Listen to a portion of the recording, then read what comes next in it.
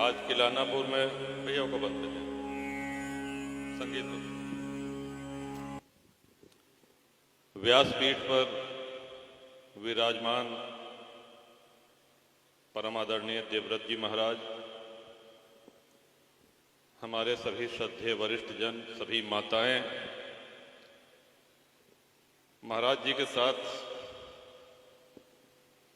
आपके साथ पधारे हुए सभी विद्वज्जन, संगीत मंडली, हमारे सभी अनुजवत छोटे भाई, आपने श्रीमद् भागवत कई बार सुनी होगी, कई बार सौभाग्य मिला होगा, लेकिन आदरणीय आचार्य जी ने जो धर्म के विषय में चिंता जताई, इस ओर आपका ध्यान आकर्षित करना चाहूंगा। देखें, आपके बोले के बाद कोनो ज्ञान दे वाली बात तो बची नहीं ना, हम इतना बड़ा ज्ञानी है कि आपके सामने बोल सकी, लेकिन हम सब का अपने अपने घरे जाए के आज हमार सनातन धर्म कौने स्थिति में है और आवे वाले 20 वर्ष 15-20 वर्ष बाद हम लोग कौने स्थिति में रहब, यह चीज के चिंतन, एक मंथन हमका अवश्य करे चाहिए।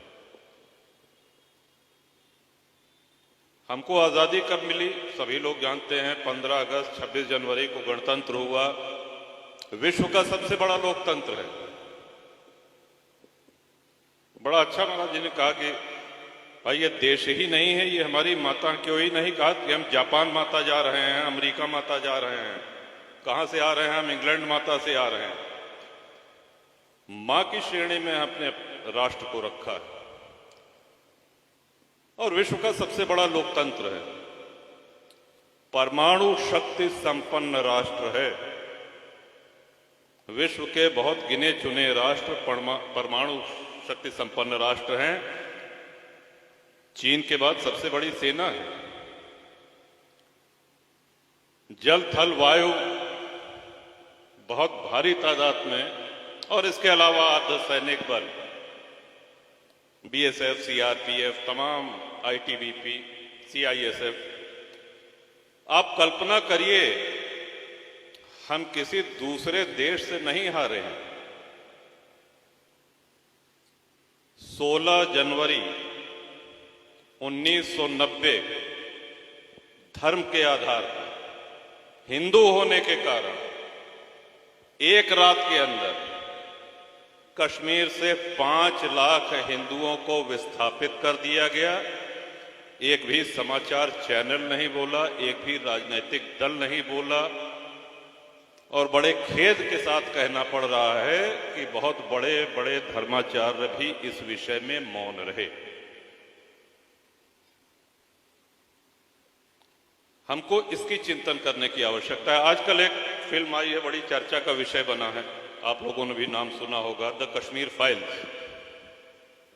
हिंदुओं की व्यथा को दिखाती हुई ये फिल्म, जिसमें तमाम लोग इस बात के लिए मुकदमेबाजी कर रहे हैं कि इस फिल्म का प्रदर्शन बंद कर दिया जाए, इसको दिखाना बंद कर दें, इसको सिनेमा हॉल से निकलवा लिया जाए।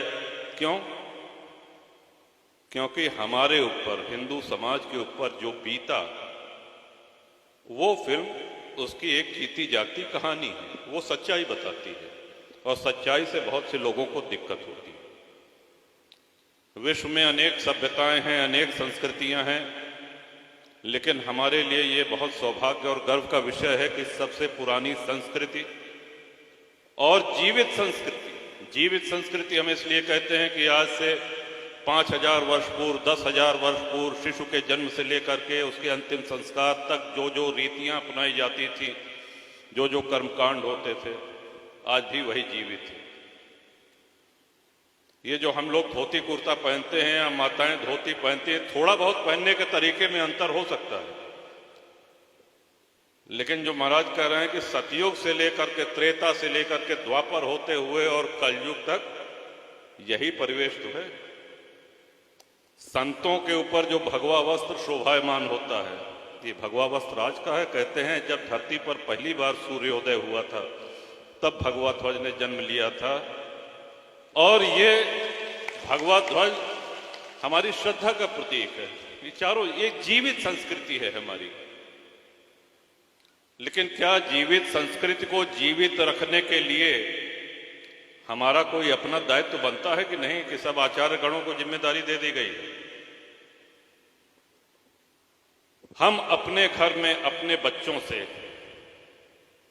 कितनी धर्म चर्चा करते हैं? आने वाले दिनों में जो संकट का सामना हम सभी को करना पड़ेगा, उसके लिए हम कितना तैयार हैं?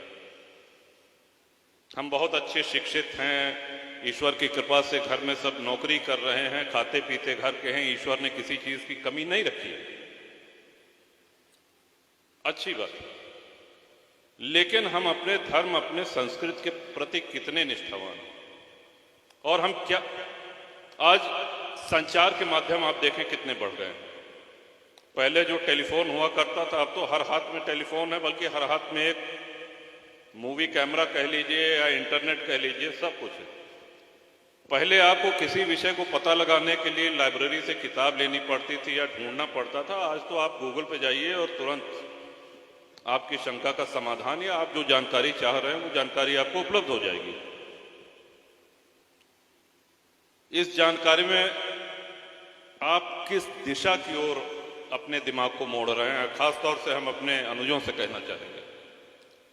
ठीक है, मनोरंजन का एक थोड़ा सा समय रखिए, लेकिन ये भी याद रखिए कि विश्व में जितनी सभ्यताएं, संस्कृति हैं, सबसे अधिक सामूहिक नरसंहार ये हिंदुओं का हुआ। सबसे अधिक विस्थापन ये हिंदुओं का हुआ है। आदि शंकराचार्य ने जब 4 पीठों की स्थापना करी, इतने परम तपस्वी, त्रिकालदर्शी, जैसे उनको ये भान रहा हो कि भविष्य का भारत इतना ही बचेगा हमारा। आप देखें आज चारों श्रद्धेय शंकराचार्यों की पीठ है, वो देश के 4 कोनों में है। अब इसको और न सिकुड़ने दीजिए, बस यही विनती है। इसलिए कि भारत तभी तक धर्मनिरपेक्ष राष्ट्र है जब तक हिंदू बाहुल्य। हो सकता है कुछ लोग इसको कहने से कतराते हों, हो सकता है कुछ लोग इसको न कहते हों, लेकिन सच्चाई यही है। जो तथाकथित धर्मनिरपेक्षता है वो इसी कारण है क्योंकि बाहुल्य हिंदुओं का है। और इतिहास इसलिए हम सबको पढ़ना चाहिए कि हम उससे सबक लें। जो हमारे पुरखों के ऊपर बीता वो हमारी अगली पीढ़ी न झेले, इसके लिए हम सब लोगों को अपनी तैयारी, अपनी पूरे मनोयोग से उसके लिए तैयार होना पड़ेगा।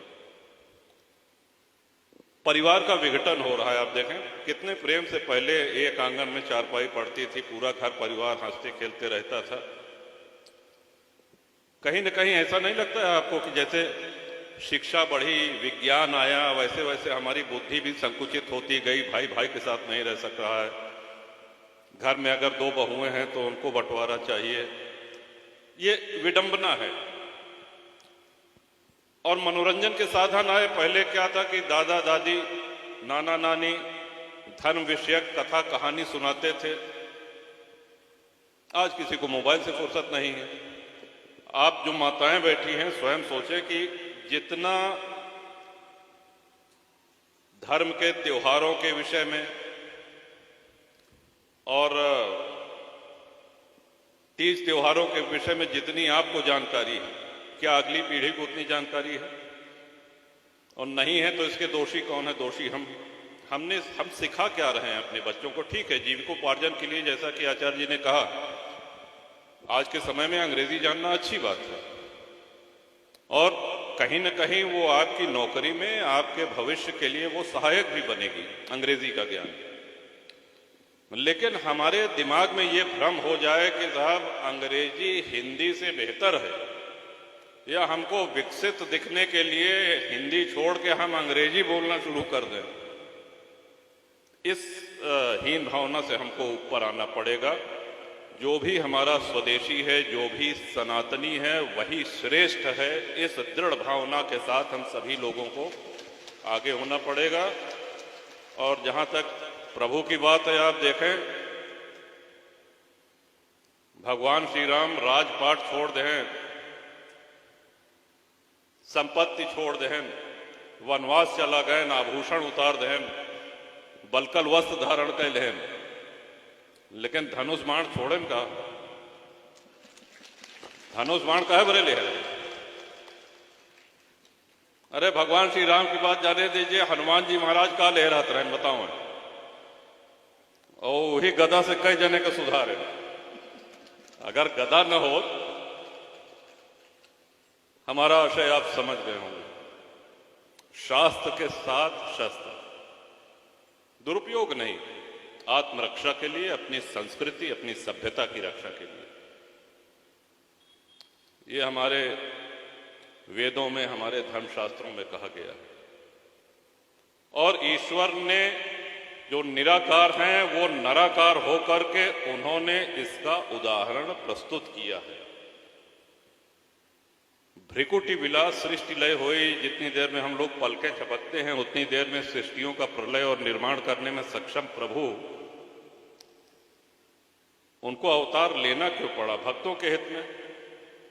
रावण को या कुंभकर्ण को मारने के लिए या खरदूषण को मारने के लिए?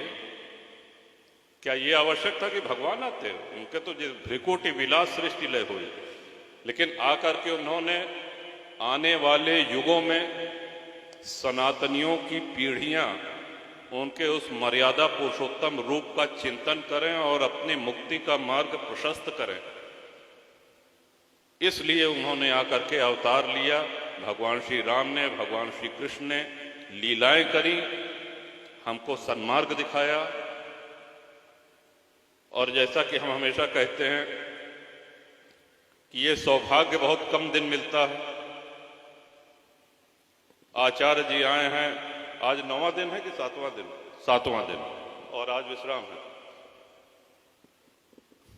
7 दिन से आप सभी को सौभाग्य मिल रहा है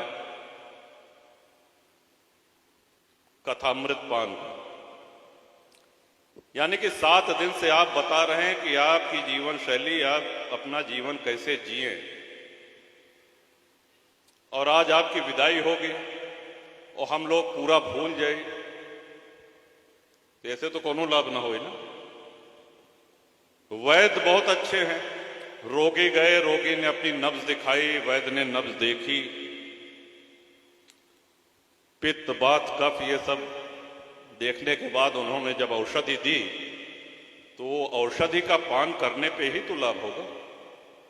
औषधि तो आप जो बता के जा रहे हैं वो अनमोल है, अद्वितीय है, अकाट्य है, लेकिन उस औषधि का पान हम सब लोग करते रहें और अपने घर के बच्चों को कराते रहें, यही मां शारदा से कामना है। महाराज जी, आपको भी हम सभी लोगों की तरफ से ढेर सारी शुभकामनाएं। मां शारदा की विशेष कृपा है आपके ऊपर, उस कृपा में और वृद्धि हो। आप इसी तरह मुखर होकर के सनातन धर्म रक्षार्थ लोगों का मार्गदर्शन करें और अपनी कथाओं के माध्यम से